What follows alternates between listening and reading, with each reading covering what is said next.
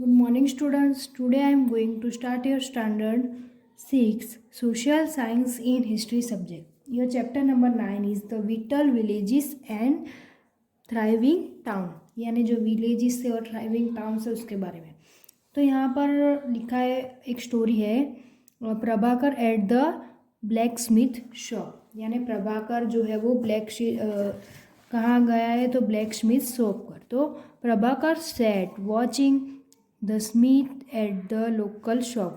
There was a small bench on which iron tools like axes and sickles were laid out, ready for sale. A bright fire was burning, and town men were hitting and beating metal rods into shape. It was very hot and noisy, and yet it was fascinating to watch what was happening. तो यहाँ पर बताया कि जो प्रभाकर है वो set जो watching है लेने के लिए स्मिथ्स की जो लोकल शॉप है वहाँ पर गए. तो there was a small bench, वो कहाँ सीट हुआ, तो स्मॉल बेंच पर, ऑन विच किसकी आयरन की टूल्स थी, लाइक एक्सिस एंड सिकल्स थे. तो were laid out, ready for sale, वो रेडी फॉर हुए सेल के लिए. तो a bright fire was burning and two men were heating, यानी एक जो ब्राइट फायर था वो बर्निंग करते थे एंड टू मेन जो थे वो हीटिंग करते थे, and beating metal rods into shape, अलग अलग शेप देते थे. It was very hot and noisy था. तो and yet it was fascinating to watch what is happening और हैपनिंग. तो इसके बाद आयरन टूल्स एंड एग्रीकल्चर, यानी आयरन टूल्स जो होते हैं, एग्रीकल्चर कैसे होता है उसके बारे में हम देखेंगे. We often take the use of iron for granted today. Things made of iron and steel are a part of our daily lives. The use of iron began in the subcontinent around 3000 years ago. Some of the largest collection of iron tools and weapons were found in the megalithic burials about which you read in chapter 5. तो हम often करेंगे कि जो take करते iron for granted के लिए today, तो things made of iron and steel करते are a part of daily lives, यानी जो डेली लीव्स का जो भी पार्ट होता है उसके लिए. तो the use of iron began in the subcontinent around 3000 years ago. Some of the largest collection, यानी जो लार्जेस्ट कलेक्शन है आयरन टूल्स का और वेपन्स का, तो were found in the megalithic burials जो थे, और उन्होंने मतलब कि क्या फाउंड किया था, जो मेगलिथिक ब्यूरियल्स था अबाउट विच रीड, वो चैप्टर 5 में था. तो around 25 years ago there is evidence for the growing use of iron tools. This included axes for clearing forest and the iron plowshare, as we had seen chapter 6. And plowshare was useful for increasing agricultural production. तो around कितने 2500 years ago there is evidence for growing, यानी evidence जो थे growing के iron tools के. तो this included axes for cleaning forest, यानी वो इंक्लूडेड करते थे एक्सिस और क्लियरिंग करते थे फॉरेस्ट को.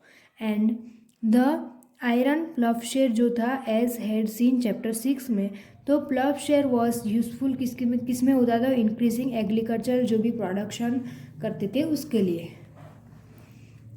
इसके बाद other steps to increase production irrigation. तो अदर स्टेप्स जो थे इंक्रीज प्रोडक्शन के, इरीगेशन पहला है. तो the king and kingdoms you have been reading about could not have existed without the support of flourishing villages, while new tools and the new system of transplantation chapter 6 increase production. Irrigation was also used. Irrigation works that were built during this time included canals, wells, tanks and artificial lakes. तो यहाँ पर बताया जो Kings है और जो kingdoms है, तो वो हैव बीन रीडिंग करते हैं about cooled not have excited, यानी वो क्या होते तो एक्साइटेड एग्जिस्टेड नहीं होते विदाउट सपोर्टेड के लिए, और फ्लरिशिंग करते हैं विलेजेस को। तो वाइल न्यू टूल्स जो होते हैं एंड जो सिस्टम होती है ट्रांसप्लेटेशन की, तो चैप्टर 6 में देखा था इंक्रीज होती थी जो भी प्रोडक्शन, और इरिगेशन वो ऑल्सो यूज होते थे, एंड इरिगेशन वर्क्स जो भी था वो बिल्ड करते थे ड्यूरिंग टाइम इंक्लूडेड में क्या क्या करते थे, तो कैनाल्स बनाते थे, wells, tanks and artificial lakes बनाते थे।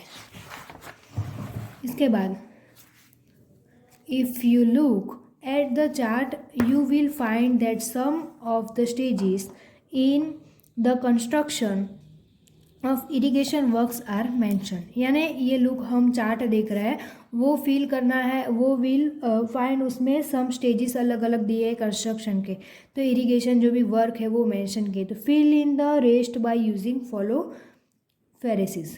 तो यहाँ पर बताया कि labour is provided by the people, और farmer also benefit because crop production in is more certain, or farmers have to increase production to pay taxes, or kings provide money and play in irrigation works। और यहाँ पर हमें 8 point दिए हैं एक, तो यहाँ पर ये बताया कि यहाँ फर्स्ट है तो kings need money for armies places forts, second है they demand taxes from farmers, और यहाँ पर इनमें से थर्ड पॉइंट देना है आपको, दिस इज़ फोर्थ है this is possible with irrigation. इसके बाद फिफ्थ और सिक्स वो यहाँ से ढूंढ कर लिखना है। 7 है प्रोडक्शन इंक्रीजेस, 8 सो डस रेवेन्यू, और 9 लिखना है इसमें से। इसके बाद who lived in the villages, तो there were at least 3 different kinds of people living in the most villages in the southern and northern parts of the subcontinent. In the Tamil region, large landowners were known as Vellalar, ordinary ploughmen were known as Ujjavar, and landless laborers, including slaves, were known as Kadiyasar and Adimai।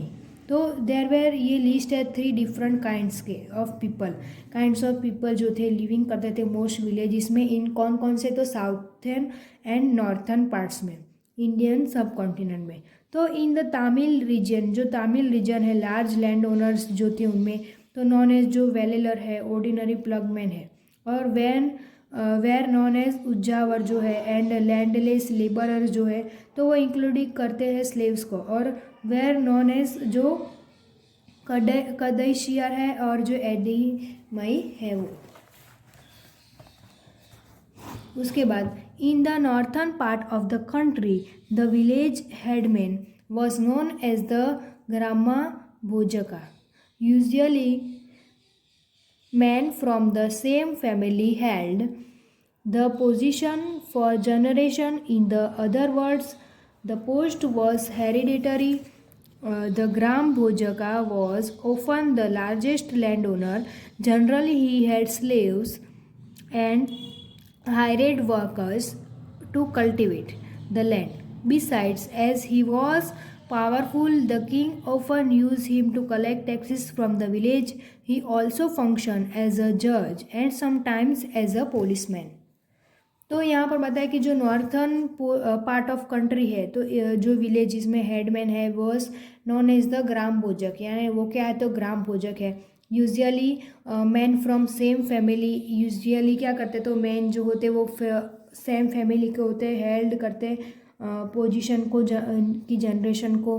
तो in other words में जो post है hereditary करते हैं, तो the gram भोजक है was often करते हैं लार्जेस्ट लैंड ओनर से, जनरली ही हैड स्लेव्स करते हैं, एंड ही रेड जो वर्कर होते हैं उसको कल्टिवेट करते हैं लैंड के लिए, by besides as he was powerful होते, the king often use him to collect taxes, यानी वो क्या करते हैं, कलेक्ट टैक्सेस करते हैं फ्रॉम द विलेजेस से. He could also function as a जज और sometime as a policeman. Apart from the Gram Bojak, there were other independent farmers known as Gripatis, most of whom were smaller landowners, and then there were men and women such as the Dasa Karmakara, who did not own land and had to earn a living working on the fields owned by others. तो यहाँ पर बताया कि apart from जो ग्राम भोजक जो है, there were other independent करते हैं फार्मर से, नोन एज गृहपतिस. तो मोस्ट ऑफ देम वेर जो स्मॉलर लैंड ओनर थे उससे, एंड देन देर वेर जो मैन एंड वुमन जो होते सच एस दासा काम कर से, तो who did not own land, वो ओन जो होते वो डिड नॉट लैंड नहीं करते हैं, तो had to earn a living working on the fields owned by other. So in most villages there were also some crafts persons such as the blacksmith, potter, carpenter and weaver. तो जो ये जो most villages है were also craft person जो है such as, कौन कौन से क्राफ्ट पर्सन है, तो ब्लैक स्मिथ है, पोटर है, कारपेंटर है एंड वेवर है.